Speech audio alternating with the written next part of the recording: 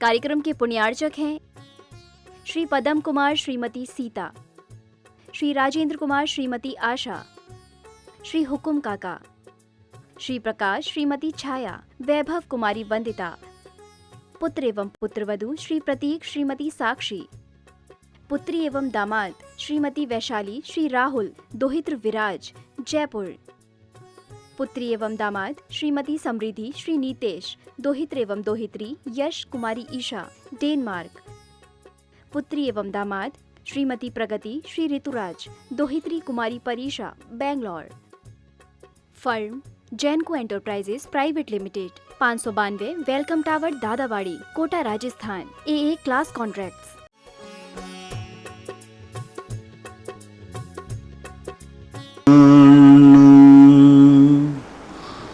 नमो सिद्धाणं नमो आयर्याणं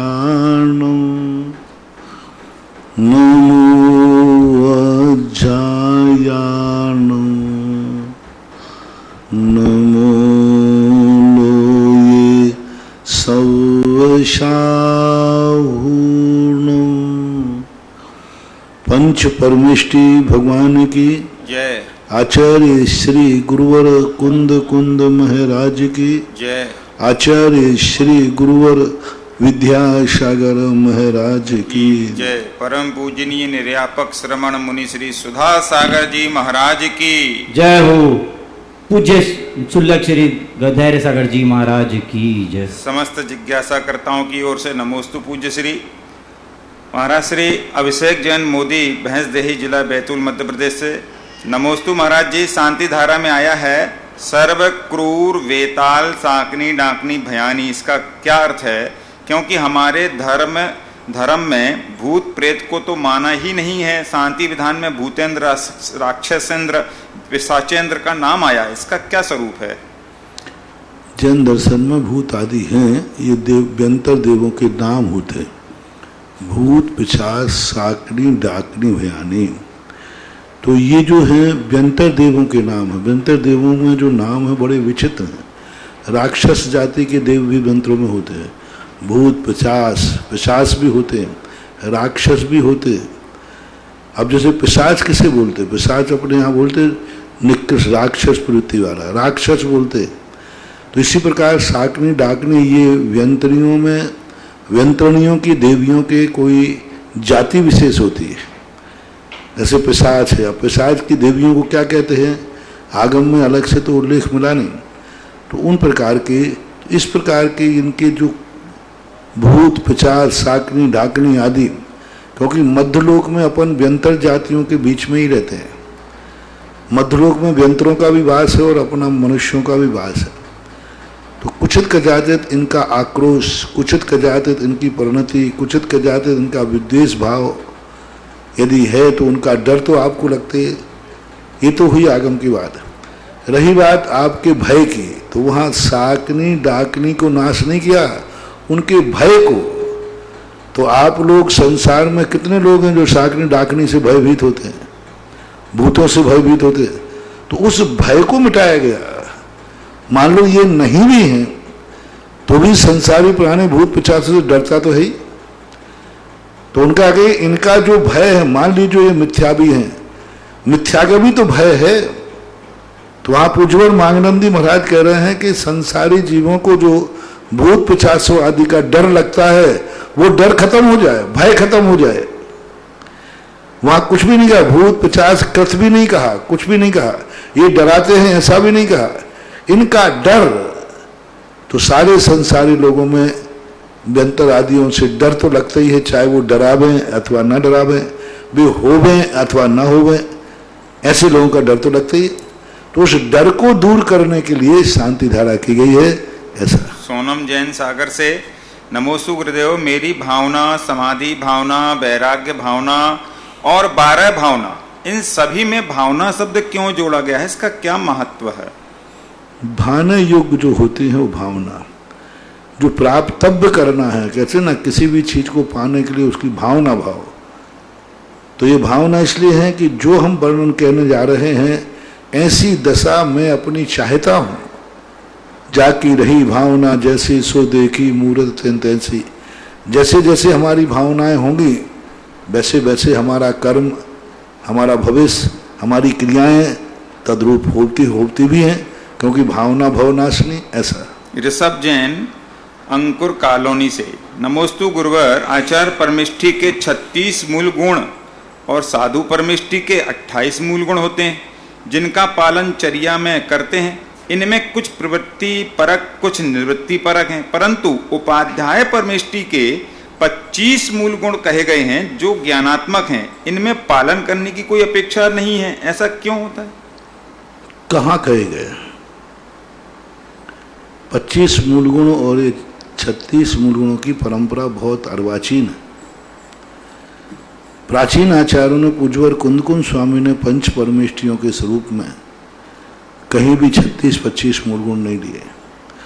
उमा स्वामी महाराज ने कहीं भी आचार्य उपाध्याय साधु की वैयावृत्ति के स्थान पर लिया, लेकिन उन्होंने 28 मूल गुणों का वर्णन ना तो उन्होंने किया, ना पूज्यपाद स्वामी ने किया, किसी ने नहीं किया।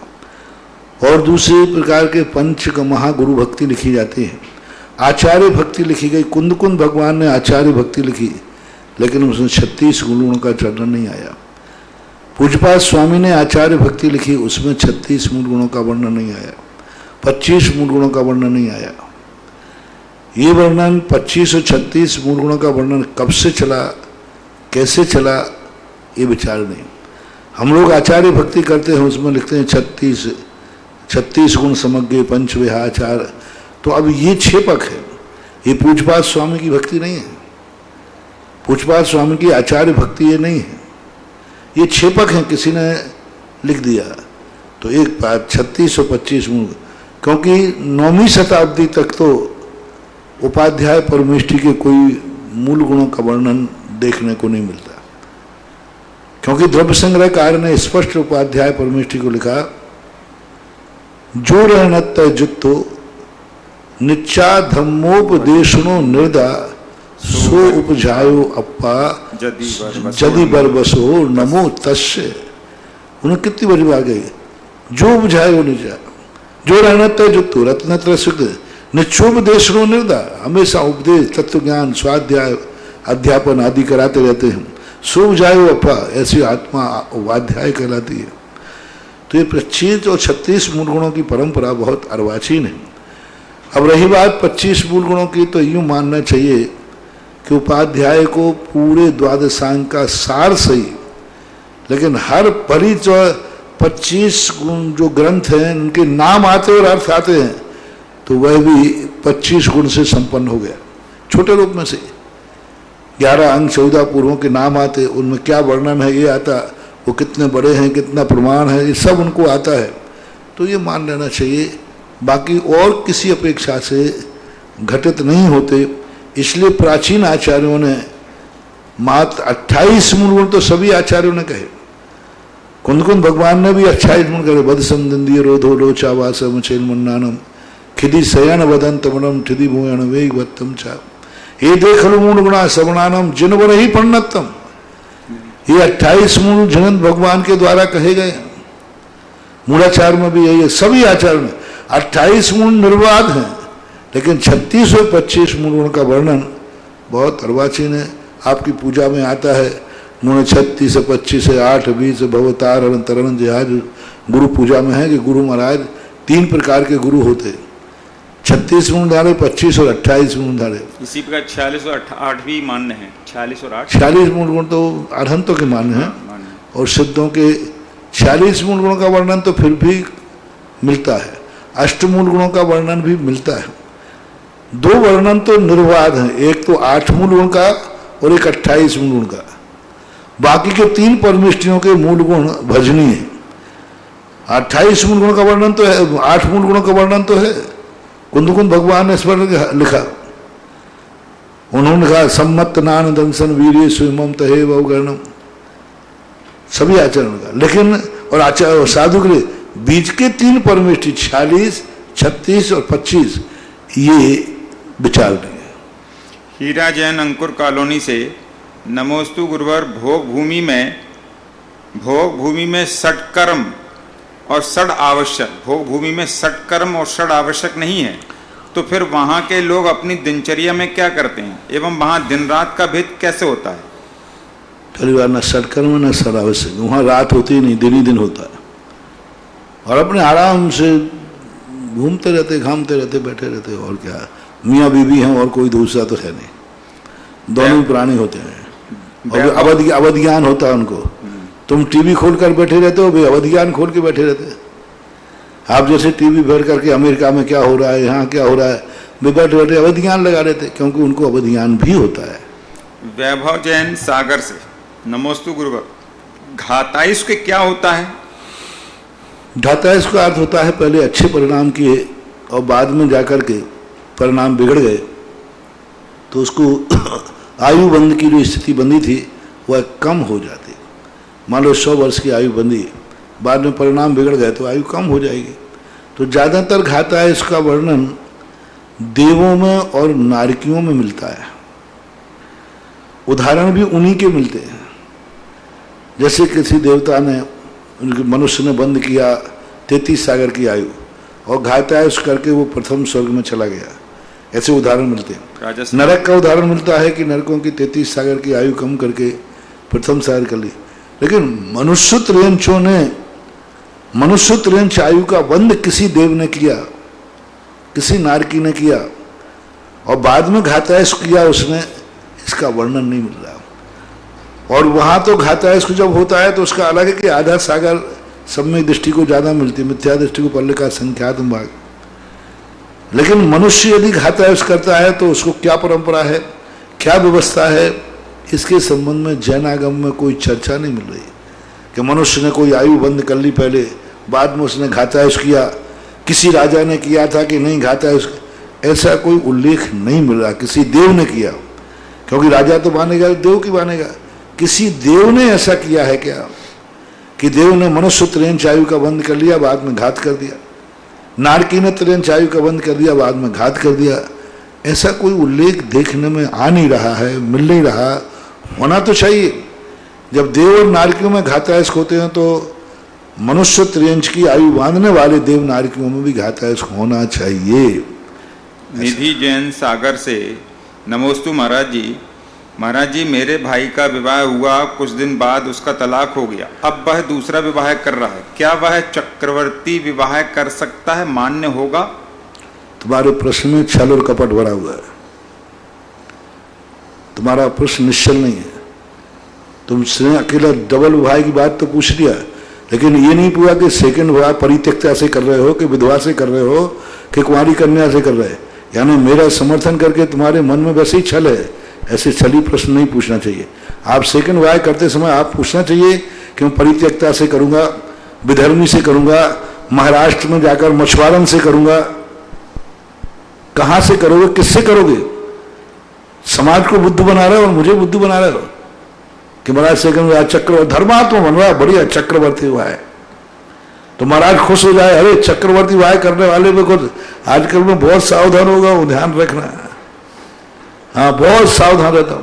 देखो कितनी कुशलता है। चक्रवर्ती विवाह के लिए महाराज मना करेंगे नहीं, क्योंकि महाराज ने चक्रवर्ती विवाह के समर्थन है।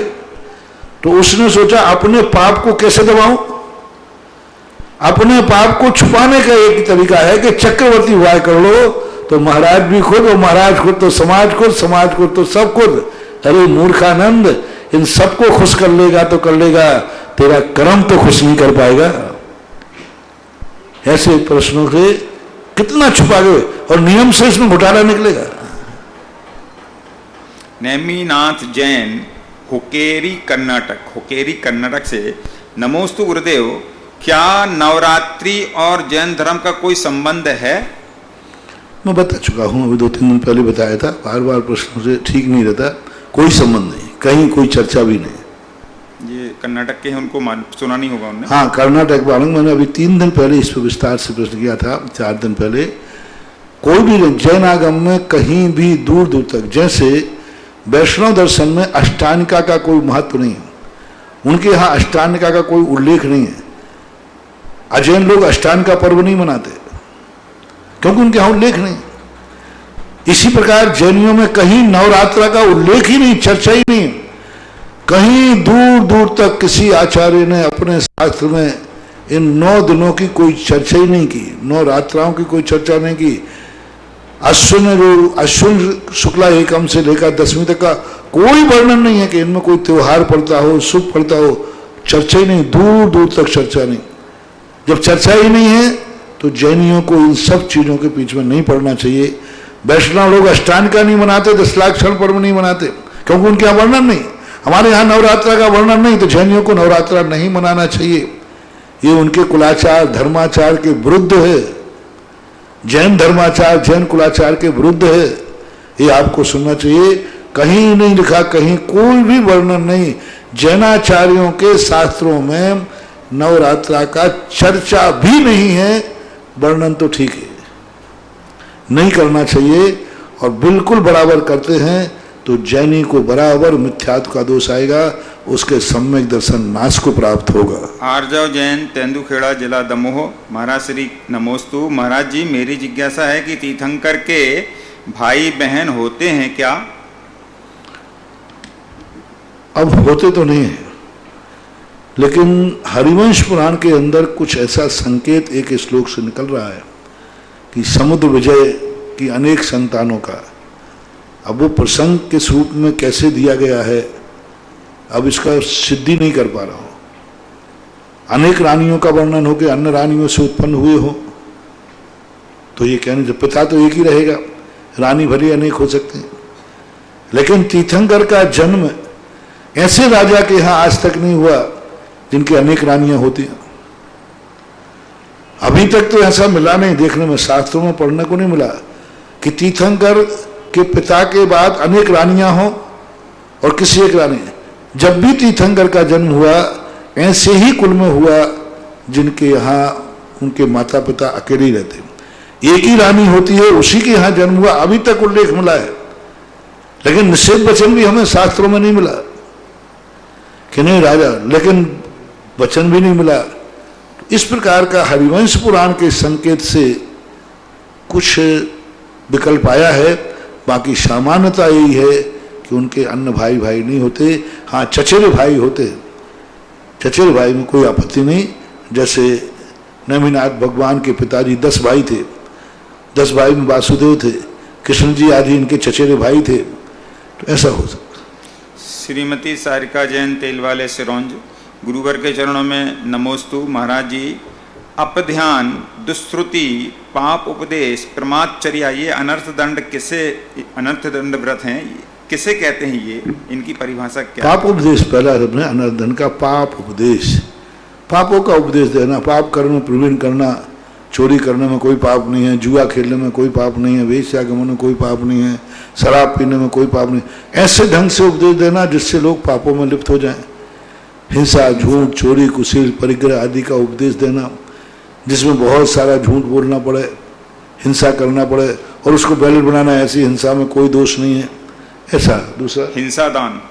हिंसा दान, हिंसा दान कहता है हिंसोपकरण, तलवार किसी को भेंट करना, किसी को हिंसा की चीजें भेंट कर देना, जाल आदि बेचना, जब मछलियों को पकड़ने का जाल बेचना, मछलियों को पकड़ने का दाना बेचना, चूहे मार दवाई बेचना, कीड़े मार दवाई बेचना, खेतों के अंदर कीड़े पड़ने के मारने की दवाई बेचना, मच्छर मारने के लिए डीडीटी पाउडर बेचना, डीडीटी पाउडर आदि मारना, ये सब दान देना। दान देने का अर्थ देना ही नहीं, बेचना भी आएगा। जिन माध्यम से साक्षात हिंसा के रूप में ही उस चीज को बनाया गया है, ऐसी वस्तु बेचना अथवा दूसरे को देना, ये सब अनर्दन के अंदर है। अपध्यान, अपध्यान का अर्थ होता है बैठे उठाले कुछ भी सोच रहे हैं, हार जीत के बारे में, हार जीत के बारे में कुछ भी सोच रहे हैं। अब न जाने दिन भर में आप ही खुद देख लो ना, कहाँ कहाँ की बातें आती, लेना एक न देना दो, कोई बातें हैं ध्यान कर रहे हो, कितनी बातें। अपध्यान बहुत होता है, कोई लेना देना नहीं, कोई मतलब नहीं, वैसी बात। हमारा फिर रहा, पता नहीं कहाँ की बात आ रही, अरे लेना देना क्या है वहाँ की बात, अपध्यान कर रहे हैं।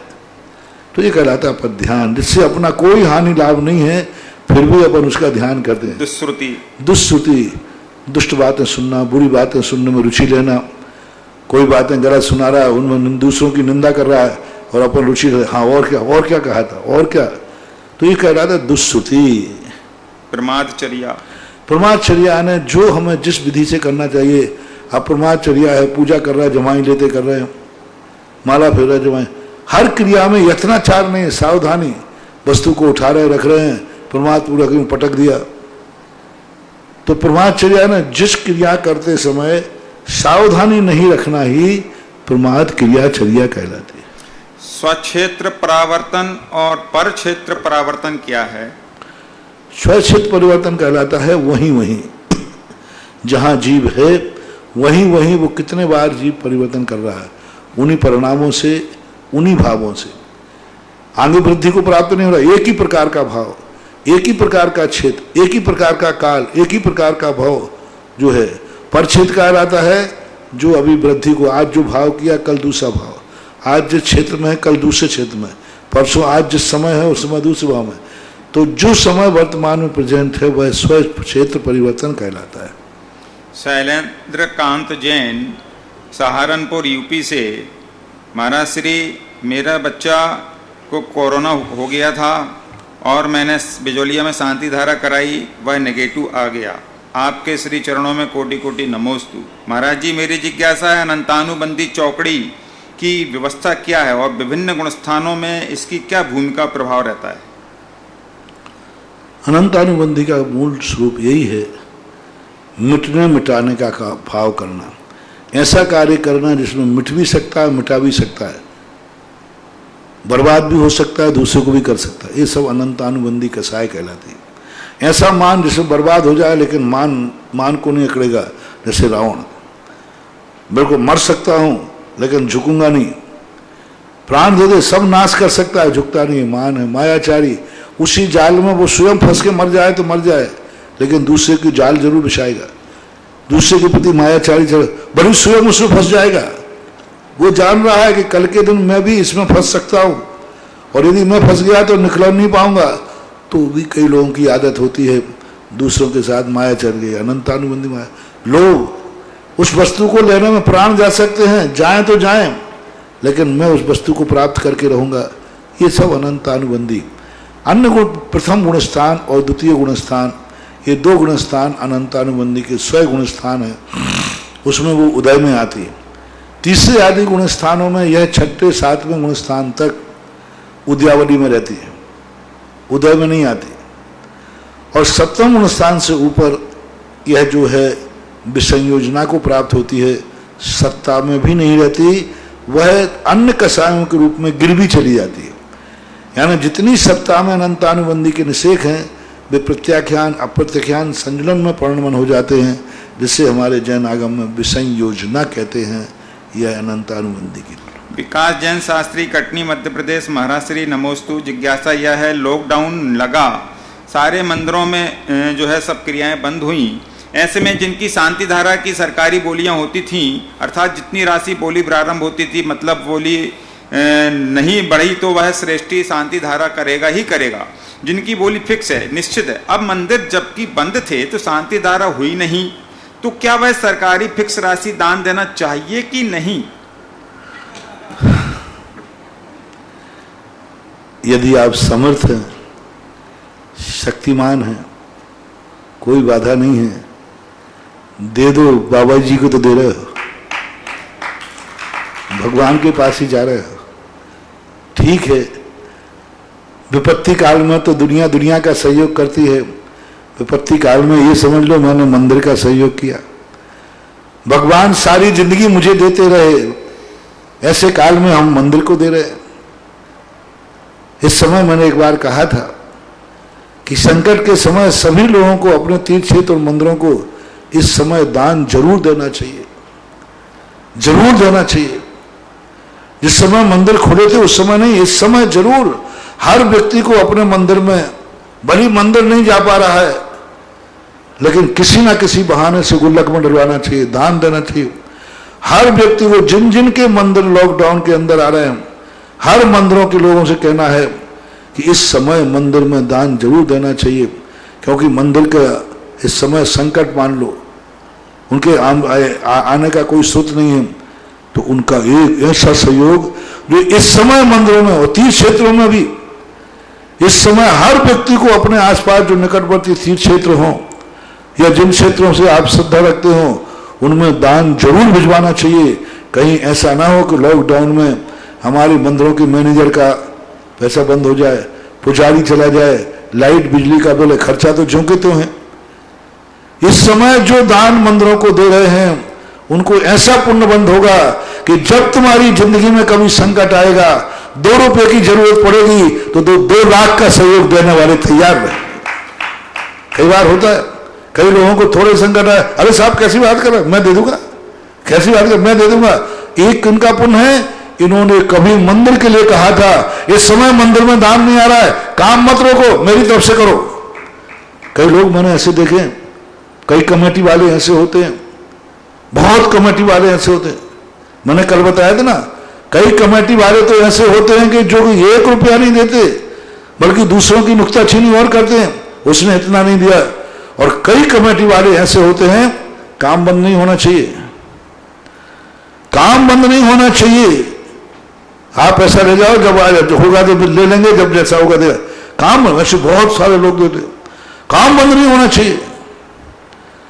अभी अनिल जी, अंचल, शीलचंद जी, अनुराग वाले वगैरह आए, क्षेत्रपाल जी है ललितपुर में, वहां पर किसी कारण से पैसा बैंक से नहीं निकल पा रहा है, किसी कारण से, तो उन्होंने कहा नहीं, काम बंद नहीं होना चाहिए। समाज के लोगों ने पैसा इकट्ठा करके और मंदिर का काम चलाया, लेकिन काम नहीं रुकने दिया। अब बेक लोग वो हैं जो काम को रोकते हैं, किसी प्रकार काम बंद हो जाए। और उन्होंने बताया, और 1-8 लाख नहीं, 50 लाख रुपए उठाया, 50 लाख रुपया समाज ने कहा लॉकडाउन के अंदर। अब बैंक में तो 1000 परेशानी आ जाती है, 1000 समस्या आई जाती है, पैसा है लेकिन कोई कारण, जो भी कारण बन रहा हो, तो उन्होंने कहा नहीं, काम बंद हो जाएगा। लॉकडाउन में के अंदर एक दिन काम बंद नहीं होने दिया, और सब कमेटी वालों ने समाज से मिलकर के यहां वहां से जुगाड़ करके और पैसा लाखों इकट्ठा कर लिया और मंदिर का काम चलने दिया। अब ऐसे लोगों को ऐसा पुण्य बंद होगा कि पहली बात तो इनकी जिंदगी में ऐसी समस्या आएगी ही नहीं, और आ जाए तो 1000 लोग खड़े होंगे और 1000 नहीं मिलेंगे तो आकाश से देवता उतर के आ जाएंगे, जैसे महाराणा प्रताप को। ऐसे पुण्य काम आते। महाराणा प्रताप पूरे कंगाल बन चुके, कुछ भी नहीं उनके पास, लोग भामा साहब पहुंच गए, भामा, जबकि कभी उम्मीद नहीं थी। राणा प्रताप सब तो हार चुके थे कि अब मेरी कोई उम्मीद नहीं है। इन्होंने कभी धर्म में, धर्मात्मा में कभी सहयोग किया होगा राणा प्रताप में, जाओ धर्म के कार्यों में, काम बंद नहीं होना चाहिए, ले जाओ। वो कर्म ऐसा आ गया, नहीं, राणा को हारना नहीं चाहिए, भामा साहब को उठा दिया। मुझे सुनकर के इतनी खुशी हुई कि मंदिर के काम के लिए लोग कर्जा दे दे, मंदिर के काम के लिए बिना ब्याज का, कुछ नहीं, आ जाए तो ठीक है, नहीं आ जाए तो ठीक। 50 लाख लॉकडाउन में इकट्ठा करके पैसा दिया, लेकिन काम बंद नहीं होने दिया। मुझे सुनकर के इतना आनंद आया, ऐसे लोगों को आशीर्वाद देने का मन करता है। धर्म से तो हम सदा भीख मांगते रहते हैं, धर्म से स्थान से तो हम सदा चाहते रहते हैं भगवान थोड़ा सा कुछ हुआ। अरे कभी धर्म के क्षेत्र में कभी आफत आवे तो तुम भी कम से कम बिना मांगे देखे आओ तो भेंट कहलाएगी। नहीं महाराज जी ऐसा करो, जैसे हमें तकलीफ होती है तो हम भगवान के पास मांग लेते हैं, ऐसे आप भी भगवान से हमारे दरबार में पहुंच जाते भीख मांगने, हम डाली देंगे, ध्यान रखना रे, भगवान तेरे दरवाजे भीख मांगने आएगा बिना मांगे। और गजब तो जब हुआ कि जिससे लोगों से कहा उन्होंने, उनका काम बंद नहीं होना चाहिए, ले जाओ। जिनको बोली 5 साल में देना थी, उन्होंने कहा अच्छा काम बंद हो रहा है, नहीं आज ही ले जाओ, हम जो और परेशानी उठा लेंगे। ऐसे ऐसे लोगों ने दान दे दिया, 5 साल में देना थे, उन्होंने कहा नहीं आज ही ले जाओ, हमारा खर्चा पानी हम कर लेंगे, और मकान का काम रोक देंगे, व्यापार धंधे रोक देंगे, लेकिन मंदिर का काम नहीं रुकना चाहिए। आज देखो कमेटी देखो क्या काम कर रही है। आज मुझे लगभग 5-7 साल हो गए, 5-7 साल से मेरे बिना भी इतनी दूर बैठा हूं मैं। आज क्षेत्रपाल जी का काम भारत का पहला काम है जो निर्विघ्न रूप से और तेज गति से चल रहा है, एक दिन को बंद नहीं हुआ। हमने बहुत जगह काम देखे, कभी धीमी गति से, कभी कई लोग कई स्थानों पर तो लोग भिखारी बने, महाराज जी पैसे ही नहीं है, घर नहीं कमान रहता, ऐसे करते रहते, कहते थे शर्म नहीं आती उनको, महाराज जी पैसा नहीं है। लेकिन ललितपुर वालों ने कभी ये नहीं कहा, बल्कि लॉकडाउन में जब उनको पैसे नहीं मिले तो जो निर्माण कमेटी थी उन्होंने पैसे का इंतजाम किया। अब इनको ऐसा पुण्यबंध हो रहा है, बहुत गजब का पुण्यबंध हो रहा है। ये है पुण्यबंध, ये है कमाने के साधन। और कुछ लोग ऐसे हैं जो सोचते हैं अपन को पैसा देना नहीं जिससे काम बंद हो जाए। इनके ऐसे कर्मों के उदय आएंगे कि भीख में भी दाना नहीं मिलेगा, क्योंकि मैं तो चाहते हूं काम बंद हो जाए। मत करो ऐसी गलती, तो ऐसी स्थितियां बन जाती हैं, तब जानना चाहिए। महेंद्र जैन पत्रकार इंदौर से, गुरुवर नमोस्तु। गुरुवर, परम पूज्य आचार्य भगवान ने कहा कि जब हमें बंद करके ही जाना है, बंद करके ही जाना है, तो हम बांध कर क्यों रख रहे हैं? महाराज श्री, मेरे जैसे अज्ञानी को आचार्य भगवान के इस वाक्य का अर्थ समझ नहीं आ पा रहा है, इसका मतलब क्या है? बंद करके जाना ही है, तो बांध कर क्यों रख रहे हो? बंद करके ही जाना है, मतलब मोक्ष होना तो बंद होना है, सब कुछ बंद करके ही जाना है। जो कुछ भी तुम्हारा यहाँ है सब बंद करके ही जाना। फिर बांध के क्यों रख रहे हो? यानी सब यहीं छोड़ के जाना है, पुनः ताला खोलने के लिए आओगे नहीं। सौर जैन, शिवनगर, महाराज श्री के चरणों में कोटि नमोस्तु। 12 साल का हूँ मैं, आज तक कभी रात्रि भोजन नहीं किया। आपका आशीर्वाद चाहिए, मेरा नियम पलता रहे। अब मेरा प्रश्न यह है, कोविड-19 के कारण अभिषेक करने नहीं जा पाता हूँ, मुझे पाप लगेगा? अभिषेक की भावना करते रहो, नहीं लगेगा। स्पर्श जैन, नागौर जिला, सतना, मध्य प्रदेश से, गुरुदेव के चरणों में कोटि नमोस्तु। महाराज श्री, मेरा प्रश्न यह है कि आत्मा ही परमात्मा है, परंतु मरने के बाद तो इंसान के शरीर से आत्मा निकल जाती है। तो हमने जो मानव जीवन में पाप पुण्य किए हैं, उनका फल और परिणाम किसको मिलता है? आत्मा को मिलता है। आत्मा ही परमात्मा है, कहाँ लिखा? आत्मा ही परमात्मा बनती है नहीं, भावी पर्याय है। वर्तमान में जब तक वो परमात्मा नहीं बनी तब तक पहले कर्म, और परमात्मा जब ही बनोगे जब किए हुए पापों की एनओसी लोगे। जो पाप किए हैं जब तक उनको नहीं भोगोगे तब तक तुम परमात्मा बन ही नहीं पाओगे, यानी आत्मा को ही भोगना पड़ता है। अशोक जैन, बड़ा गांव, धसान से, नमोस्तु गुरुदेव। सम्यक मिथ्यात्व और सम्यक प्रकृति में क्या अंतर होता है? सम्यक प्रकृति में तो सैवसम सम्यक दर्शन होता है। सम्यक मिथ्यात्व का तीसरा गुण स्थान है, दधि गुणवत मिले हुए परिणाम होते हैं, ऐसा मानना। पीयूष जैन, बड़ा गांव से, नमोस्तु महाराज। महाराज जी, अकलंग स्वामी से देवता गण भी शास्त्रार्थ एवं वाद विवाद किया करते थे, वह किस प्रकार से होता होगा? अब ऐसी की बदंती है, हमें कोई प्रमाण नहीं मिला इसका। विद्या जैन, अकलंग स्वामी महाराज ने कहीं भी इसका उल्लेख नहीं किया, उनके समकालीन आचार्यों ने उल्लेख नहीं किया। उनके बाद कई वर्षों बाद ऐसा उल्लेख मिला है। अब इसके संबंध में क्या कहूँ, लेकिन आगम से करने में तो बाधा नहीं है, क्योंकि देवता लोग पहले आते थे, बातचीतें करते थे, चर्चा करते थे, लेकिन पंचम काल के अंदर इस प्रकार की स्थितियों पर विचार नहीं है। विद्या जैन, बड़ा गांव से, नमोस्तु महाराज जी। हंस के बारे में ऐसी मान्यता है कि वह दूध को ग्रहण कर लेता है और पानी को छोड़ देता है, क्या यह आगम से सत्य है या किंवदंती है? आगम में किंवदंती नहीं है, आगम में है कि दूध क्षीर को यदि वो पीना चाहे पानी से तो पी लेगा, लेकिन यदि वो नहीं पीना चाहे तो पानी को छोड़ देगा। दूध गाढ़ा है, पानी पतला है। आपकी छन्नियाँ होती ना, मोटी चीज ऊपर रुक जाएगी, नीचे निकल जाएगी, वो जीभ को ऐसा दबा लेता है, पानी निकल जाता है, दूध रुक जाता है। दांतों में, मुंह में ऐसी इसकी परिणति है। 32 वर्षों से अनवरत जिज्ञासा समाधान करने वाले परम उपकारी निर्यापक श्रवण मुनि पुंगा श्री सुधा सागर जी महाराज के चरणों में जिनवाणी व सुधा कलश चैनल के दर्शकों द्वारा बारंबार नमोस्तु नमोस्तु नमोस्तु। महाराज श्री, भक्ति कलश एक गुप्त दान में आया है, उसके लिए तेजमल जी दानोपिया उसको महाराज श्री के चरणों में विराजमान करें। और एक वृक्षारोपण में घोषणा आई है, श्रीमती मेघा श्री मनीष हृदय हितार्थ जैन नोएडा, और बड़े बाबा की वेदी पर स्वर्ण कार्य का जो उसमें दान आया है 5100 रुपये में श्रीमती मेघा श्री मनीष हृदय हितार्थ जैन नोएडा। विश्व की सबसे अलौकिक, मनोज्ञ, सुंदर व अतिशयकारी प्रतिमा आदिनाथ भगवान के समक्ष चंद्रोदय तीर्थ पर असीमकालीन आदिनाथ भक्तामर में नाम आया है। कुमारी अधीरा जैन लुहाड़िया, पुत्री श्री पराग, रूपल लुहाड़िया, सुनील, दीपाली, अनुराग जैन लुहाड़िया परिवार। प्रथम जिज्ञासा के लिए वीरेंद्र जी मेहता, खांदू कॉलोनी।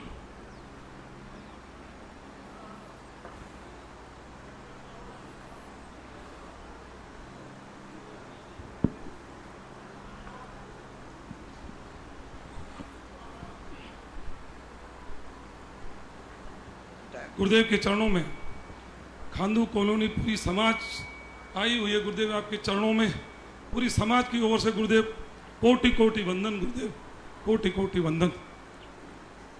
गुरुदेव थोड़ा सा समय चाहूँगा आपका कि कल मंदिर के बाहर गाड़ी खड़ी थी, पूरी समाज यहाँ के लिए आ रही थी, तो अचानक ही माटी ने पूछने लगी कहाँ जा रहे हो। मैंने कहा बिजोलिया गुरुदेव के आशीर्वाद लेने। संक्षिप्त करना जिज्ञासा है। तो माटी ने कहा ले चलो। मैं गुरुदेव इतिहास में पहली बार कोई माटी आपके चरणों में आई है गुरुदेव। ये माटी का गुरुदेव आपके चरणों में गुरुदेव रखना चाहता हूँ कि माटी का नमन स्वीकार करे। मेरी खांदू कॉलोनी की माटी ये विनती करती है गुरुदेव कि जैसा कि वागड़ की धरती पे आपने विरोधय जैसा तीर्थ पूजनीय तीर्थ दिया गुरुदेव, कि जो युगों युगों तक वागड़ की धरती पर पूजा जा रहा है, वैसा ही अलौकिक तीर्थ मेरी खांदू की माटी को भी गुरुदेव दे। ऐसा आशीर्वाद प्रदान करे कि मेरी खांदू की धरा पर भी विरोधय जैसा ही पूजनीय तीर्थ बने। यही माटी गुरुदेव आपके चरणों में गुरुदेव निवेदन करती है गुरुदेव। अगली जिज्ञासा अक्षय जी डांगरा, और इनके पश्चात प्रकाश जी सिंघवी तैयार हैं। मेरे अंतरात्मा में विराजमान गुरुदेव मुनिपुंग सुधा सागर जी महाराज के चरणों में खांदू कॉलोनी से पूरी समाज का और प्रकाश सिंघवी के परिवार का नमोस्तु नमोस्तु नमोस्तु। गुरुदेव, आज हम पूरी खांदू कॉलोनी समाज के साथ यहाँ पर हमारे जिनालय जीर्णोद्धार के अंदर कुछ आंशिक विकृति आई है, जिसके कारण उसको लेट हो गया है, पर आज पूरी समाज मैं दस्तखत के आपके समक्ष पहुंचकर आपके चरणारविंद में प्रस्तुत करते हुए ये निवेदन करते हैं कि हे गुरुदेव, आपके सानिध्य में, आपके प्रेरणा में और आपके आशीर्वाद से यह श्रेयांसनाथ जिनालय भव्य बने। उस श्रेयांसनाथ जिनालय को भव्य नहीं बनने में और समय लगने के अंदर क्या क्या दोष हम परिवार को लगेगा, हम पूरी समाज को लगेगा, विस्तार से देखो। आप लोग अभी माटी लेके आए थे, मैं तो माटी को यहाँ लाने की जरूरत ही नहीं थी। मैंने तो वहीं जाकर माटी को पवित्र किया है, और पवित्र ही नहीं किया, बागड़ के लिए एक ऐसा तीर्थ क्षेत्र दिया, एक नंद्यावर्त स्थापना कराई कि वो तीर्थ अपने आप में एक अद्वितीय तीर्थ आपके कॉलोनी खांदू कॉलोनी के बाजू में बन रहा है। श्रेयांसनाथ भगवान का जहाँ तक सवाल है, श्रेयांसनाथ भगवान का हमने बहुत सारे मंदिरों में दर्शन किए, लेकिन श्रेयांसनाथ भगवान के मूल नायक होना बहुत दुर्लभ है। और बहुत अच्छा मंदिर है, बहुत अच्छी समाज है। मंदिर अपने हिसाब से जब बनता है बहुत छोटा सा रूप लेता है, लेकिन जब उस मंदिर के प्रभाव से समाज बढ़ती है तो फिर मंदिर में भी विस्तार होता है। परिस्थितियां होती हैं, ये पौद्गलिक है, एक कृत्रिम है, ये समय समय से जीर्ण होते हैं। कभी आवश्यकता की मांग बढ़ती है और कभी परिस्थितियां के जीर्ण होकर के उनके लिए विचार करना पड़ता है। खांदू कॉलोनी का मंदिर अनेक दोषों से युक्त था, वो प्रांगण भी अनेक दोषों से युक्त, कुछ था, कुछ कर रखा था, कुछ किए, उसको जैसे तैसे 2007 में सारे दोषों का निराकरण किया। और 2007 के बाद जो समाज कैसी थी और आज कहाँ है, ये तो खांदू कॉलोनी वालों से पूछो। और जब से उन लोगों ने, आज पहला मंदिर है जहां 400-400, 500-500 लोग पर डे अभिषेक करते हैं, जहां शांति धारा की बोली लगने लगते, वहां आज 25-25 शांति धारा होती। शाम को भक्तांबर पाठ का मैंने जैसे तैसे का मन के भाई 1 थाल कर लो, आज 1 थाल करते करते 200 रुपया रखे थे, 250 रुपया, और लोग इतने अपने आप में समृद्ध हुए कि आज वहां 1100 रुपये 7 थाल लगते बता दे। और आगे कमेटी के भक्त लोग तो और थाल बढ़वाना चाहते, इनके पास बैठने को जगह नहीं है, कहना तो 11 थाल हो जाए, 25। आज ये देखो कितनी बढ़ोतरी। जब तक समाज समृद्ध नहीं होगी तब तक मंदिर धर्म समृद्ध नहीं होगा, और जब तक मंदिर समृद्ध नहीं होगा तब तक समाज भी समृद्ध, बीज और फल के समान धर्म का और श्रावक का संबंध रहता है। मंदिर समयानुसार उसको खोलना पड़ा। 2007 में हम 2-4 बार प्रश्न बोला कि ये मंदिर की छत कभी भी किसी के ऊपर गिर सकती है। उसी समय पानी बरसात होती थी तो ऐसा पानी बहता था जैसे कभी भी कुछ भी हो सकता है। धीरे धीरे करके अब तो उसका बताते एक भाग पूरा निकल ही गया। ध्यान रखना है, मंदिर एक दीपक है, यदि उसको सावधानी से पकड़ोगे तो प्रकाश ही प्रकाश देगा, चूक गए तो ये भस्म भी कर सकता है। आज 1 महीने से मंदिर खंडित है, मंदिर टूटा हुआ पड़ा है, और 1 वर्ष से रोके हो समाज में दुष्प्रभाव पड़े। मैंने अभी दोपहर में भी कहा था, मंदिर जब खंडित हो जाता है, मंदिर जब टूट जाता है, मंदिर जब गिर जाता है, उसको तुरंत दूसरे दिन ही काम शुरू करना चाहिए ठीक करने का। जितनी देर जिन्हें देखो, शास्त्रों में आया यहां तक परिकर मंदिर का छत्र टूटा है, भामंडल टूटा है, उपकरण कोई टूटा है, वेदी टूटी है, अभिषेक का कलश टूटा है, सब लिखा है, सिंहासन टूटा है, चैत्यालय टूटा है। ये जैसे जैसे टूटा हो उसको जितने जल्दी हो उतने ठीक करना चाहिए, किसी कारण से बाधा नहीं पड़ना चाहिए। जैसे जैसे जीर्ण शीर्ण मंदिर पड़ा रहे, खंडित मंदिर पड़ा रहे, समाज भी धीरे धीरे खंडित होना शुरू हो जाती, समाज में दुर्घटनाएं घटना शुरू हो जाती हैं। और एक दिन भी किसी कारण, मैंने एक कल दोपहर में कहा था कि यदि किसी ने आज किसी बात पर डिस्कशन हुआ और किसी ने एक ने बहस कर दी और उसके कारण से एक दिन मंदिर रुक गया, महानुभाव मेरा दुश्मन भी हो तो भी मैं उससे सावधान करना चाहता हूं। तुम्हारे कारण से यदि मंदिर एक दिन भी रुकता है, तुम सावधान होना, तुम्हारी जिंदगी का बहुत बड़ी दुर्घटना घटने वाली, बहुत अशुभ होने वाला है, क्योंकि तुमने मंदिर को तुम्हारे कारण से एक दिन रुक गया। कभी ऐसी गलती नहीं करना। सामान्य बहसों से 1 साल से मंदिर खंडहर को पाले हुए हो, 1 साल से खंडहर है मंदिर पूरा, और आप लोग मीटिंग किया, यूं बैठ गए, जाके सो गए और ईगो और बना दे, देखा मैंने मंदिर का काम रोक दिया। हाँ, तुम्हारी जिंदगी रुक जाएगी, ध्यान रखना मंदिर के काम। इसलिए कभी भी नहीं, जितने जल्दी हो सके मंदिर को दुरुस्त करो, ठीक करो। नवीन बनना है तो नवीन बनाओ, जैसे तुम्हारी समाज की स्थिति बने, लेकिन मंदिर को खंडित मत रखो। और ऐसी स्थिति के लिए समाज, यदि 1 साल में तुमने इतना रोकने के बाद क्या पाया, समाज में डाउनफॉल और हो गया। 6 महीने के बाद असर दिखा देता है, तुम्हें साल भर हो गया। 6 महीने बाद असर दिखा देता है किसी भी चीज का, तुम्हें साल भर हो गया। कोई बात नहीं, जब जागो तभी सवेरा। आज पूरी समाज आई है, मीटिंग मैंने ली है, और पूरी समाज से मेरा कहना है जितने जल्दी हो सके मंदिर को दुरुस्त करो। ये भगवान का आयतन है, मंगल रूप है, मंगल स्वरूप खंडित नहीं होना चाहिए। यदि मान लो मंदिर को गिराया भी जाता है, पुनः बनाया जाता है, तो इधर आप गिराइए, दूसरे दिन से नई ईंट लगाइए, दूसरे दिन से नई ईंट लगाइए और तुरंत काम चालू कीजिए। और उन विरोधी असंतुष्ट लोगों से मेरा कहना, विरोधियों से, हर कार्य में तुम अपनी कहीं कसाय बजा लेना। मंदिर के कार्य में ये मत देखना कौन बना रहा है कौन नहीं बना रहा है, उसको तो एक ही देखना है, कोई भी हो हमारे भगवान का मंदिर बनना चाहिए बस। मेरा दुश्मन भी बनाए तो बनाए, मंदिर बनना चाहिए।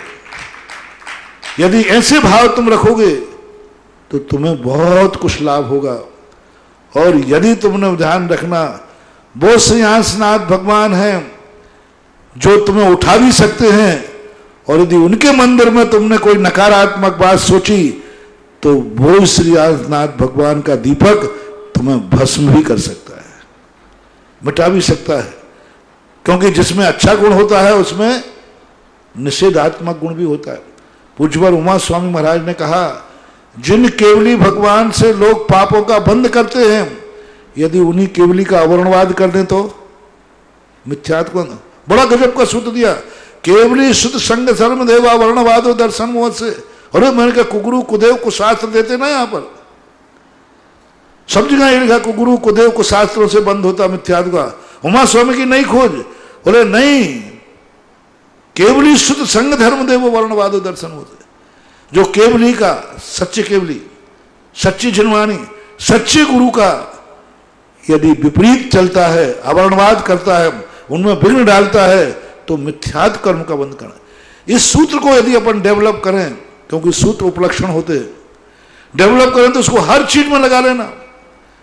जब जब तुम्हारे कारण से मंदिर में विघ्न आता है, समझ लेना अब तुम्हारे मिटने के दिन आने वाले हैं, अमंगल हो रहा है। तुम्हें एक ही बात खांडू कालावनी से मेरा कहना है, हर व्यक्ति से एक ही कहना है, आज के बाद एक ही आवाज उठाओ, मुझे कुछ नहीं चाहिए, जैसे बने मंदिर का काम निरंतर चालू होना चाहिए।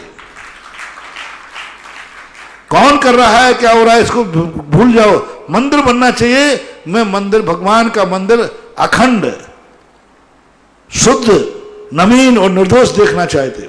सब एक ही आवाज, एक ही हवा, बच्चे हों तो बच्चे, बूढ़े हों तो बूढ़े, महिलाएं हों तो महिलाएं, खाते समय, उठते समय, बैठते समय, सुबह उठो, एक ही बात, श्रीयांशनाथ भगवान आशीर्वाद दो, आपका मंदिर निरंतर चले।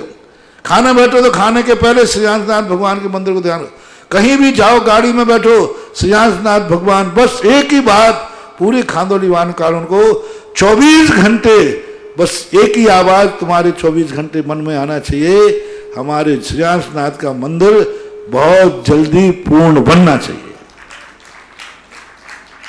और ध्यान रखना, इस मंदिर में जो लगन से काम करेंगे, इस मंदिर में जो ये भावना करेंगे, और ये मंदिर जिस दिन बनेगा उस दिन मैंने ये भी आशीर्वाद दिया है कि हमें इस मंदिर बनने के बाद पूछना पड़ेगा कि अब जो पैसा आएगा उसका क्या होगा।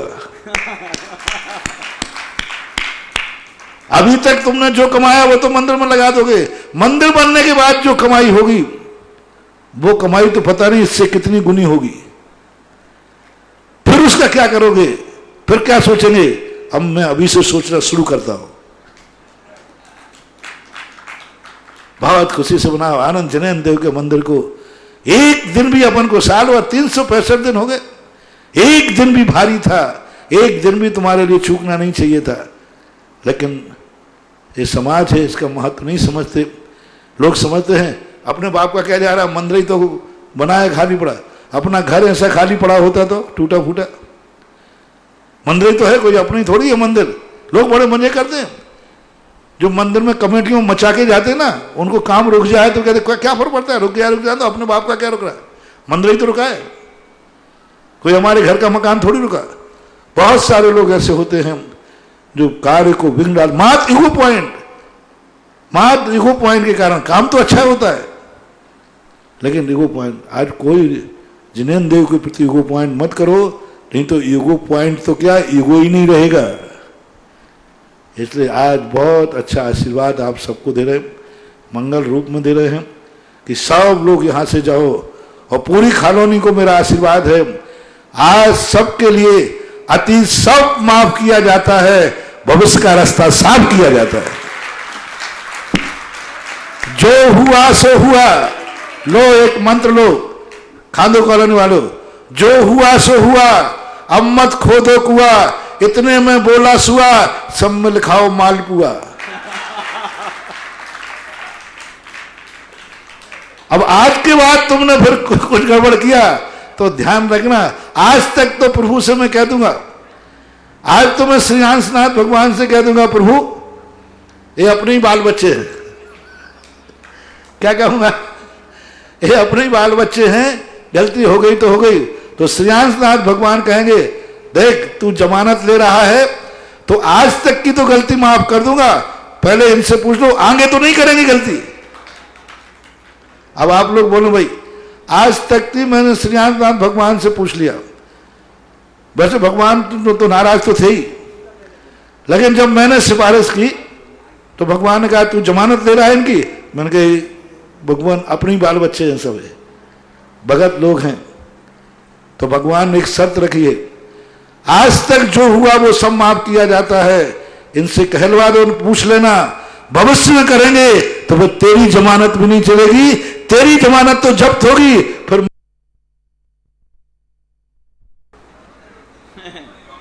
बोलते नहीं हो, आज तक का सब माफ करवाता हूं, भविष्य में अब कोई गलती मत करना, और आगे भगवान श्रीयांशनाथ भगवान के प्रति अपनी भक्ति बढ़ाओ।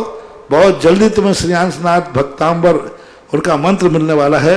मंत्र को मैं अब थोड़ा सा तुम्हारे नाम से, खांडू कालों के नाम से उसको मैं थोड़ा सिद्ध कर लूं, साधना कर लूं, जाप कर लूं, फिर तुम्हें दूंगा। अगली जिज्ञासा अक्षय जी डांगरा, इनके पश्चात शिशुपाल जी सुंदरावत तैयार है। महाराज जी, आपने मंत्र दिया, आज तक के लिए माफ किया जाता है, भविष्य का रास्ता साफ किया जाता है। महाराज जी, पूरी समाज, खांडू कॉलोनी पूरी समाज की तरफ से आपके चरणों में कोटि कोटि बार नमोस्तु। महाराज जी, पहली बार पूरी समाज का आपसे साक्षात्कार हुआ था सन 2004 में। 2004 के पश्चात 2005, 6, 7 और 2007 में आपकी ऐसी असीम अनुकंपा बरसी कि हम 4 महीने तक उस धर्ममयी ध्वजा को आपके आगे लेते लेते चलते रहे, और आपकी असीम अनुकंपा के बीच में हम जीते रहे, और वो अनुकंपा आज निरंतर हमारे साथ, पूरी समाज के साथ चल रही है। और उसके पश्चात 2016 में भी आपने ऐतिहासिक रूप से हमारे लिए बहुत कुछ दिया, आपने बहुत कुछ बताया। लेकिन महाराज जी, उसके पश्चात हम पिछले 1 वर्ष से आपके पास कई बार मंदिर जीर्णोद्धार के लिए आए, आपने आशीर्वाद दिए, मार्गदर्शन दिए, निर्देशन दिए। हम थोड़ा चले, थोड़ा न चल सके, आपके अनुसार न चल सके, उसके लिए हम क्षमा प्रार्थी हैं। पर महाराज जी, अभी 1 महीने पहले 10 सितंबर 2020 को हमारी पूरी खांडू कॉलोनी समाज की एक मीटिंग हुई थी। उस मीटिंग में सभी लोग, लगभग सभी लोग इकट्ठे थे, और एक सर्वसम्मति से आपके चरणों के लिए एक प्रस्ताव पारित किया। महाराज जी, हमारे मंदिर का जीर्णोद्धार आपके आशीर्वाद एवं प्रेरणा से प्रगति पर है, लेकिन उस जीर्णोद्धार में कुछ बाधाएं आ गई। वह सब बाधाएं आज आपके आशीर्वाद से दूर हो गई लगती प्रतीत हैं। महाराज जी, जो प्रस्ताव हमने 10 सितंबर 2020 को पारित किया था, वह आपके समक्ष चरणों में पढ़कर मैं रखता हूं। श्री दिगंबर जैन समाज, दशा नरसिंहपुरा दिगंबर जैन समाज, खांडू कॉलोनी, बांसवाड़ा, राजस्थान। सर्वसम्मत प्रस्ताव, श्री जी मंदिर जीर्णोद्धार।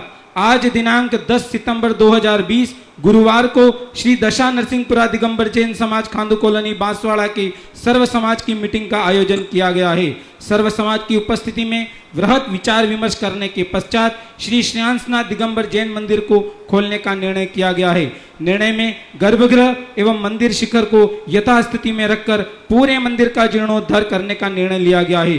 सर्व समाज की उपस्थिति में एक मत से निर्णय लिया गया कि मंदिर के जीर्णोद्धार का संपूर्ण कार्य परम पूज्य तीर्थ जीर्णोद्धारक निर्यापक श्रमण मुनिपुंगव 108 श्री सुधास सागर जी महाराज के निर्देशन एवं मार्गदर्शन में संपन्न किया जाएगा।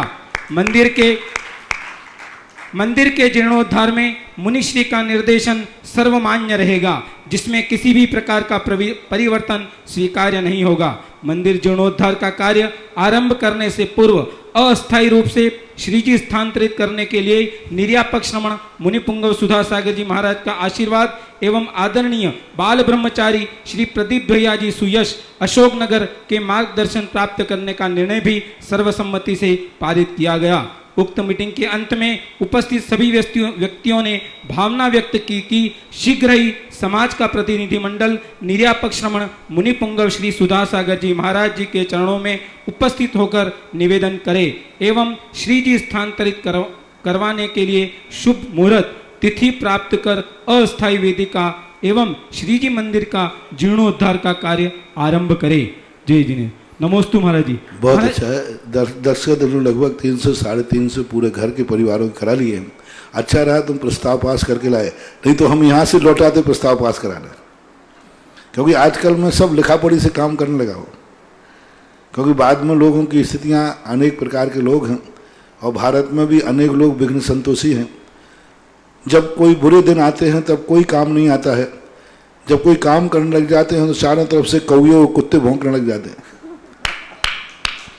जब तक बेचारे कमेटी वाले परेशान होते, कोई पूछ नहीं आता भाई आपको क्या तकलीफ है, और जैसे ही तुमने कोई काम शुरू किया तो कहीं से कौवा बोलेगा, कहीं से कुत्ते बोलेंगे और करते रहते हैं।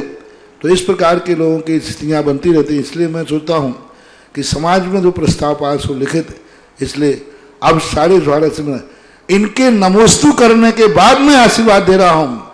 मेरे आशीर्वाद से काम होगा, लेकिन जब इनने नमोस्तु किया तब ये साल भर से मेरे पीछे पड़े हैं, तब आज मैं इनको उस बात के लिए आशीर्वाद दे रहा हूँ।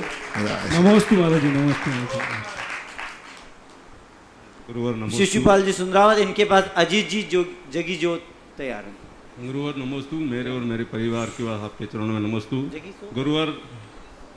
गुरुवर आपके आशीर्वाद से वागड़ की धरती पर विरुद्ध क्षेत्र बन रहा है, और ये आपकी प्रेरणा 2007 में आपने चतुर्मास के समय संकेत दिए थे कि खांडू समाज को कोई बड़ा कार्य करना चाहिए।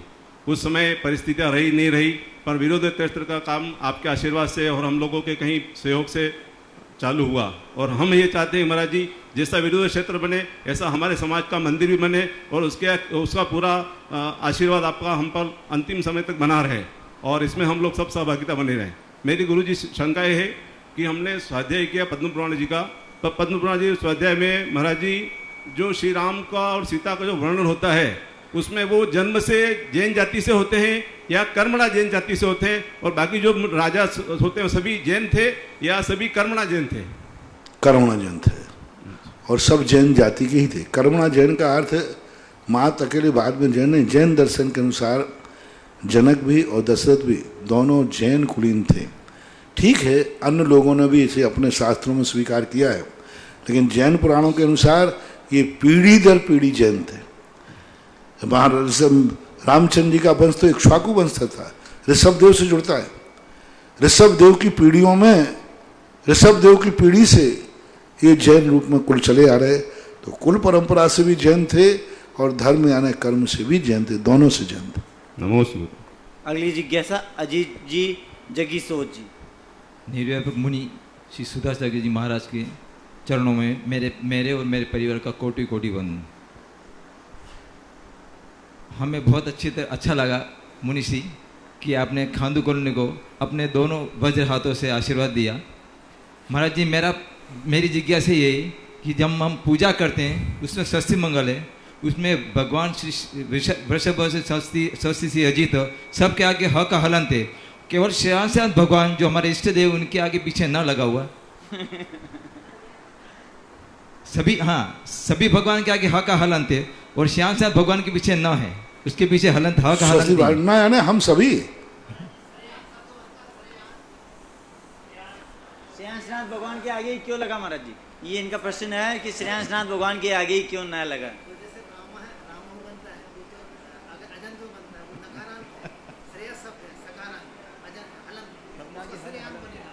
अरे अच्छा, श्रेयान, अच्छा ठीक है। इसका भैया संस्कृत के अनुसार इसका परिणति होती है कि और जो भगवान है इनका ये सकारांत है। सकारांत जो होता है व्यंजन, उसके अनुसार संस्कृत में उसका ना ही बनता है। अब वो तो श्रेयांश नाथ की मम्मी से पूछना पड़ेगा उन्हें श्रेयांश नाम क्यों रखा और या फिर सौधरबिंद से पूछना पड़ेगा कि उन्होंने ये विचार करके क्यों नहीं रखा कि सबके भगवानों का जो लिंग बन रहा था वो इनका भी बनता। ये शब्द के कारण श्रेयांश शब्द है, वो हलंत सकारांत ऐसे करना चाहिए, श्रेयान बन जाता है, श्रेयान बहुवचन बोल। राजुल जैन भोपाल से, महाराज श्री नमोस्तु। मेरी जिज्ञासा है कि एक मुनिराज ने बताया कि हम जो श्रावक मंदिर जी में पूजा के लिए जो द्रव्य धोते हैं, तो क्या उस द्रव्य में 2 घंटे बाद 13 जीव उत्पन्न हो जाते हैं? अगर हाँ तो फिर हम श्रावक कैसे नहीं करें? होते द्रव्य को भी 2 घंटे बाद जीवन उत्पन्न नहीं होते, पानी से धोते, ऐसा कोई भी बात नहीं है। अगली जिज्ञासा ऑडियो के माध्यम से। परम श्रद्धेय मेरे गुरुवर के चरणों में मेरा व मेरे परिवार का बारंबार नमोस्तु नमोस्तु नमोस्तु। मैं मंजुलता छाबड़ा जयपुर से। महाराज जी, आज से 25 दिन पहले हम परिवार के 4 सदस्य कोरोना ग्रस्त हो गए थे, जिसमें मेरी हालत ज़्यादा बिगड़ गई थी, परंतु आपके मुख से बोली गई शांति धारा में लिए गए हमारे नामों से हम सब आपकी कृपा से अब करीब करीब ठीक हैं। हमारे इलाज में डॉक्टर सुनील जैन व राजेंद्र जी गोधा का बहुत सहयोग रहा। जब मैंने उनका धन्यवाद दिया तो गोधा जी व डॉक्टर साहब दोनों एक ही बात बोले कि धन्यवाद हमारा नहीं, आप तो गुरुजी के आशीर्वाद से ठीक हुई हो। तो महाराज जी, उस समय मेरा मन आपके प्रति और भी श्रद्धा से भर उठा। महाराज जी, मैं आप सबका व भगवान का बहुत बहुत आभार व्यक्त करती हूँ, क्योंकि एक दिन तो ऐसा भी आया था कि मैंने सब चीज़ों के त्याग कर दिए थे, परंतु ये तो शांति धारा का चमत्कार ही है। महाराज जी, आपके चरणों में मेरा व मेरे परिवार का फिर से एक बार बारंबार नमोस्तु नमोस्तु नमोस्तु। महाराज जी, मेरा प्रश्न है कि कषाय व लेस्या में मूल रूप से क्या अंतर है, वह इनकी स्थिति और अनुभाग में क्या अंतर आता है? ये पुल्लिंग है सर, ये स्वरांत है। पहली बात तो कोरोना के समय सभी लोगों की स्थितियां, जिसको आता है उसकी जिंदगी के लिए बहुत भयभीत तो हो ही जाता है। कोरोना तो कैंसर से ज़्यादा भयभीत कर रहा है व्यक्ति को, सब डर जाते हैं। और सबको जयपुर में तो बहुत ज़्यादा स्पीड में हुआ था सबको, और एक आध होता है तो परिवार में 2-4 को लेता है। भगवान करे सभी लोग स्वस्थ हों, किसी को कोरोना नहीं हो, और हो गए तो बहुत जल्दी ठीक हो जाए, ऐसी भावना हम निरंतर भाते हैं। शांति धारा में भी भावना भाते हैं। जब से कोरोना हुआ है ज़्यादातर मैं खुद ही शांति धारा में जाके बैठता हूँ और भगवान से सीधा प्रार्थना करता हूँ, भगवान इस महामारी से प्रत्येक प्राणी का अपना जीवन सुरक्षित रहे, संरक्षित रहे। कषाय और लेस्या में अंतर होता है। कषाय जो होती है परिणाम, जब तक कषाय के लिए योग नहीं मिलेगा तब तक कार्य नहीं होता। कषाय अपना कार्य योग के साथ ही करती है। तो योग में जैसे कषाय करंट के समान है, करंट बह रहा है, लेकिन उसका करंट का प्रकाश कब मिलेगा? जब बल्ब आएगा। बल्ब योग है। जब वो करंट बल्ब से द्वारा आता है तो उछेला करता है। यदि योग नहीं हो तो कषाय कुछ भी नहीं कर पाएगी। कषाय कुछ भी नहीं कर सकती। बिना योग के कषाय कभी कर्म को बांध नहीं सकती, क्योंकि आश्रव में योग कारण है। जो योगन की चपलाई ताते हुए आश्रव आई। आश्रव योगों से होता है। मना कर्म वांग कर्म योगा सा आश्रवा। तो योगों से जो आश्रव होता है, आश्रव तो योग कराता है और बंद कषाय करती है। और दोनों जब मिल जाते, दोनों का एक समय है। कर्मों का आश्रव योगों से होता है और स्थिति अनुभाग बंद कषाय से पड़ती है। प्रकृति बंद योग से होता है। और ये दोनों मिलकर के जो परिणाम बनता है उसे लेस्या कहते हैं। लिस्यते इति लेस्या। आपकी रोटी कब बनेगी?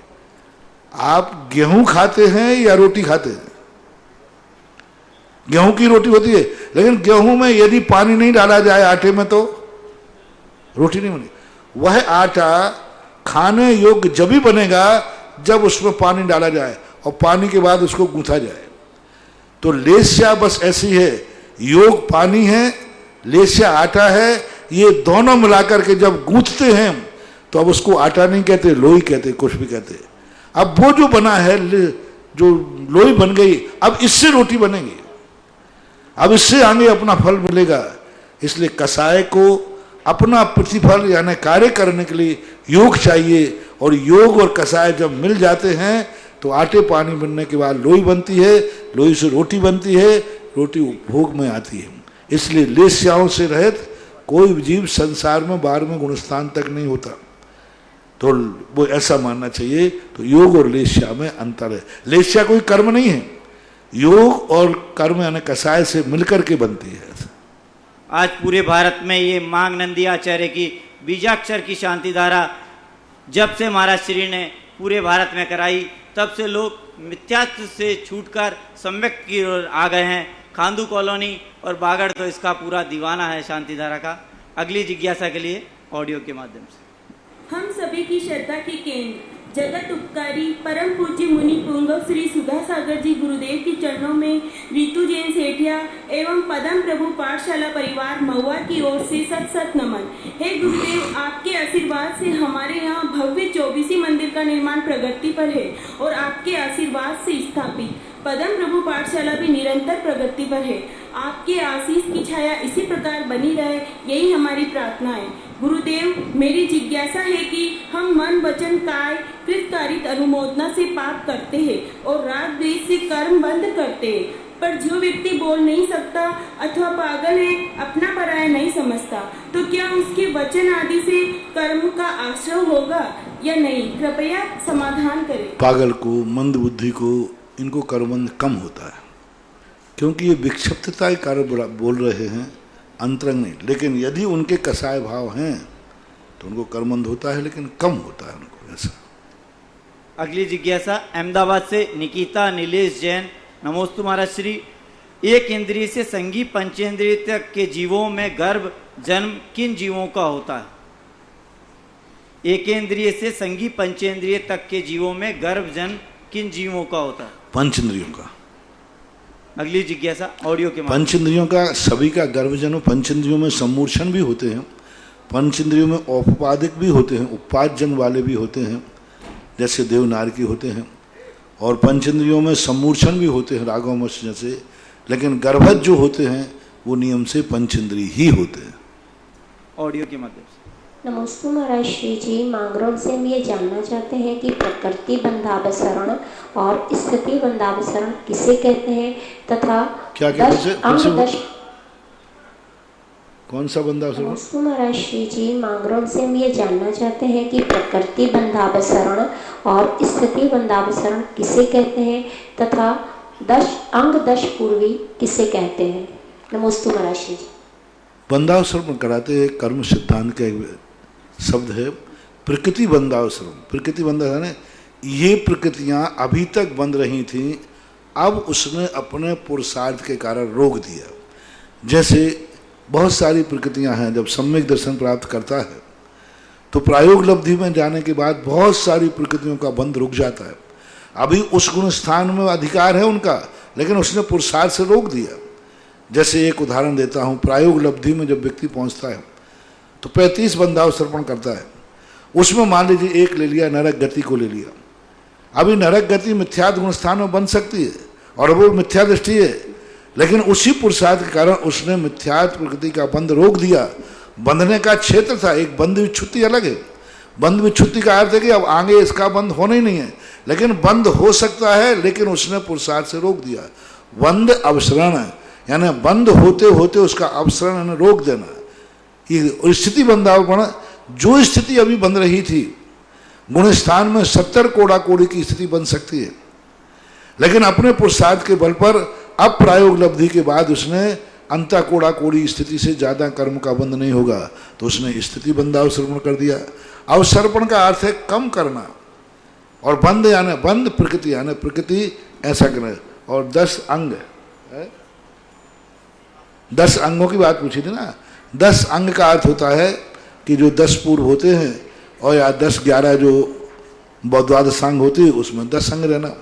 अब या दशांग पूछ रहे हैं, क्या पूछ रहे हैं? 10 अंग का तुम्हारा स्पष्ट नहीं, किसके 10 अंग पूछना चाह रहे हैं आप? अगली जिज्ञासा Akshay Dangra, Khandu colony. Hello, Khandu colony के मूल नायक श्री श्रीयांशनाथ भगवान के लघुनंदन, आपके चरणों में कोटि कोटि नमन। महाराज जी, खांदू कॉलोनी के कुछ युवा पिछले 10 वर्षों से पूरे बांसवाड़ा शहर में गोवंश एवं जीव दया के लिए कार्य कर रहे हैं। महाराज जी, पिछले 1 वर्ष से उन्हें मुझे उन लोगों के साथ महसूस हुआ कि हमें गो एम्बुलेंस की आवश्यकता है। हमें लगभग 5-7 दिन पूर्व उन्होंने हमसे बात कही और हम 25-30 लोगों ने बैठकर इस चर्चा की और समाज के सामने ये बात रखी तो पूरी समाज ने महाराज जी केवल 24 घंटे के अंदर एक एम्बुलेंस की मानक राशि हमको दान के रूप में स्वीकृति दे दी और पूरी एम्बुलेंस की राशि हमने एकत्रित करके महाराज जी आचार्य श्री के जन्म दिवस पर शरद पूर्णिमा पर हम एम्बुलेंस का लोकार्पण करने की भावना रख रहे हैं। महाराज जी इसके लिए हमें आशीर्वाद चाहिए। महाराज जी दूसरा पशुओं के लिए महाराज जी 1 मिनट उसी से जुड़ा हुआ महाराज जी दूसरा है कि आपने 2 दिन पूर्व जिज्ञासा समाधान में बताया था कि पशुओं के लिए और गौ के लिए जो दिया गया दान न होकर संयोग है। तो महाराज जी मेरा इसमें जिज्ञासा यह है कि जो गौ और पशु पूर्व जन्म के संस्कार से या वर्तमान जन्म में चतुर्थ या पंचम गुण स्थान भी प्राप्त कर सकते हैं। तो महाराज जी पंचम गुण स्थान में जाने वाला जो जीव होने वाला जो जीव होता है उसको दिया गया दान जघन्य दान के अंदर आता ही है महाराज जी। तो क्या उसमें भी आगम में कोई निषेध आएगा? जब आपको ये मालूम है कि वो देशवृत्ति है तब दान पात्र को पात्र मान के तो दिया जाता है, अनुमान से नहीं मान लिया जाए धन 5 है। जब हमारे लिए निर्णय हो जाता है कि ये वृत्ति है, निर्णय हो जाता है कि अभिलष सम्यक दृष्टि है, तब वो मान कर लिया जाए, तब दान है। बाकी ऐसे अंदाज से नहीं। क्या तुम्हें मालूम है कि वो गाय पंचम गुण स्थानवर्ती है? क्या तुम्हें मालूम है कि वो चतुर्थ गुण स्थानवर्ती है? बुद्धिपूर्वक दान होता है। पात्र का पहले निर्णय होना चाहिए। जब तक निर्णय नहीं है, आप ही वो अंदाज से दे रहे हैं, वो करुणा दान कहो, सहयोग कहो, वो सांसारिक पुण्य बंद कराने में कारण तो बनता है, पारमार्थिक पुण्य के लिए तुम्हारा अनुकंपा धर्म को पुष्ट करता है। पुण्य बंद तो होगा सांसारिक विभाव दिलाने वाला, लेकिन आपका अनुकंपा जो गुण है वह जरूर पुष्ट होता है पुण्यहीनों को कार्य करने के लिए। पुण्यहीन के संबंध में हम अभी बहुत सारे प्रवचन दे रहे हैं। उसे निर्यापक श्रवण मुनि पुंगव श्री सुधासागर जी महाराज की जय। आज आरती के लिए श्री मुकेश कुमार जी, अनीता जी, मोहित जी, रेणु जी, नित्या जी। इस कार्यक्रम के पुण्यार्चक थे श्री पदम कुमार, श्रीमती सीता, श्री राजेंद्र कुमार, श्रीमती आशा, श्री हुकुम काका, श्री प्रकाश, श्रीमती छाया, वैभव कुमारी वंदिता, पुत्र एवं पुत्रवधू श्री प्रतीक, श्रीमती साक्षी, पुत्री एवं दामाद श्रीमती वैशाली, श्री राहुल, दोहित्र विराज, जयपुर, पुत्री एवं दामाद श्रीमती समृद्धि, श्री नीतेश, दोहित्र एवं दोहित्री यश कुमारी ईशा, डेनमार्क, पुत्री एवं दामाद श्रीमती प्रगति, श्री ऋतुराज, दोहित्री कुमारी परीशा, बैंगलोर। फर्म Jainco enterprises private limited, 592 welcome tower, Dadawadi, Kota, Rajasthan. AA class contracts.